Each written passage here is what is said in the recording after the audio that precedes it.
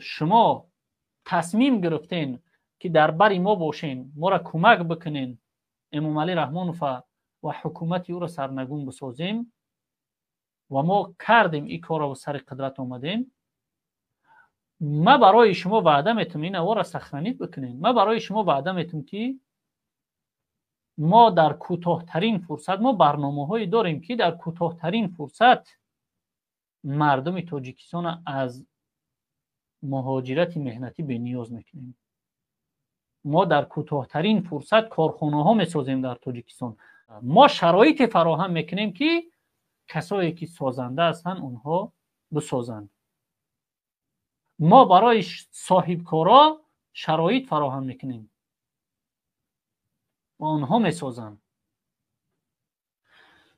شما ببینید، من یک کوچکترین ایده را برای شما میگم.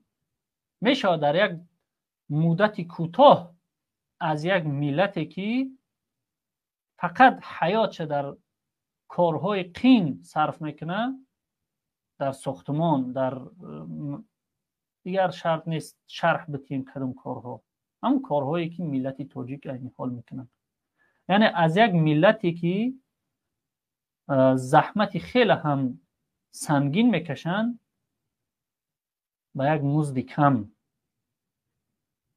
ما میتونیم در یک کوتاه‌ترین فرصت یک مردمی بسازیم که مردمی سازنده باشن، مردمی اختراعکار باشن. مثلا اگر من رئیس جمهور باشم در تاجیکستان، یک شرایط فراهم میکنم که حداقل در 3 ماه، در نوبت‌های اول در 3 ماه همین خیلی یک یارمارکه بشود در یک جای معین. در او یارمارکه کدو، کارتوشکا، پیاز، سبزی، بادرنگ خیلی نه، تنها کسایی که خودشون چیز اختراع کردن، انا پروتотиپ میگن که همون پروتотиپ ساز کردگیشون همراه بیارن در اونجا در نمایش بگذارن و برای اونها امنیت بخشیده بشه که کسی او را فریب نکنه. هر نفر خیلی که یک تلفن بازار دارن که در تاجیکستان تمامی احمقی ها و جنایت ها در اونجا انجام داده میشه و خیلی نباشه. هر نفر وقتی که یک چیز ساز میکنه، فرقی نمیکنه ماشین است، مثلا یگان تکنیکای دیگر است، وقتی که ساز میکنه، وقتی که در اون بازار مثلا وارد میشوه، تنها رجیستراسیون بشوه، نام، نسب، یک حجت برای او آماده بشوه و با طریق همون حجت او حمایت بشوه، ایده همون نفر حمایت بشوه که یک نفر دیگر حق دزدیدن ایده او را نداشته باشه. یک نفر مثلا این موشک ساز میکنه، کنترل کرده بشه در اومدن بازار به طریق آنلاینی، یا اینکه مثلا قبل از اونی که بازار شروع میشه همه ای چیزا کنترل کرده بشه، با یک آسانی، با سادگی و حجت گذاری کرده بشه و اون نفرها وقتی که داخل بازار میشوند، تمامی صاحب کارا، تمامی کسایی که در این چیزا مثلا اینترست دارن بیان تماشا بکنن. فرض کردیم من میسازم یک تکنیکه، میام در بازار، اینم خیلی بالای میز میگذارمش، در کرسی میشینم، منتظر مشتری میشم.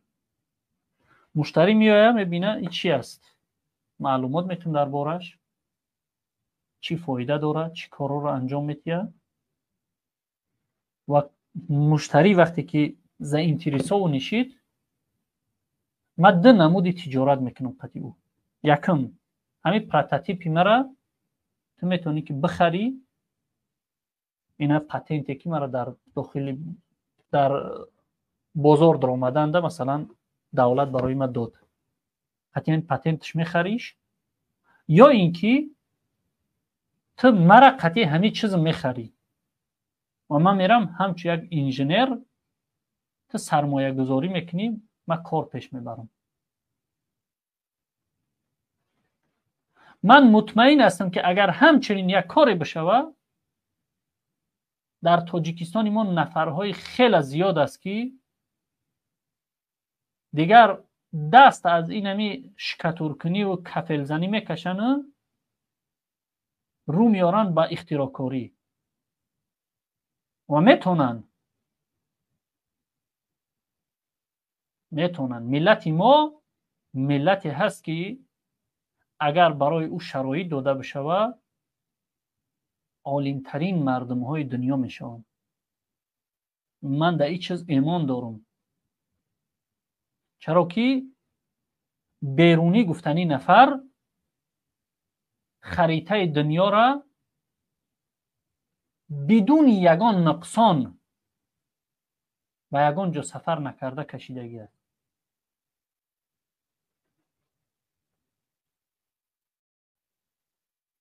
ملت تاجیک ملت این خیلی نفرهایی هست که در پیشروی و ترقیات دنیا سهمگذار هستند.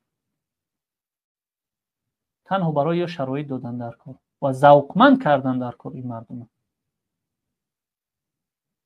از دولت چی صرف نمیشه و جز اون که 100 نفر مثلا مسئول همین کار بمونه،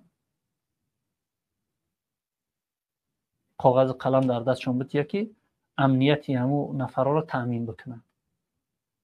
یک چیزایی میسوزه این ملت که دنیا رو در حیرت میاره.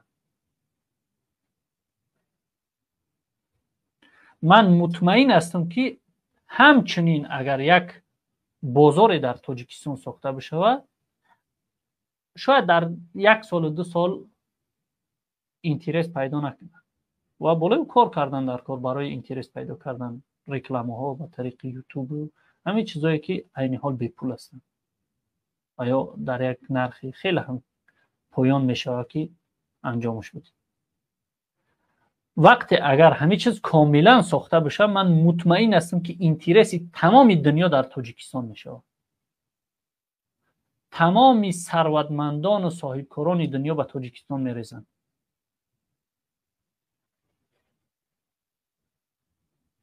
برای این کارا را کردن عقل در کار.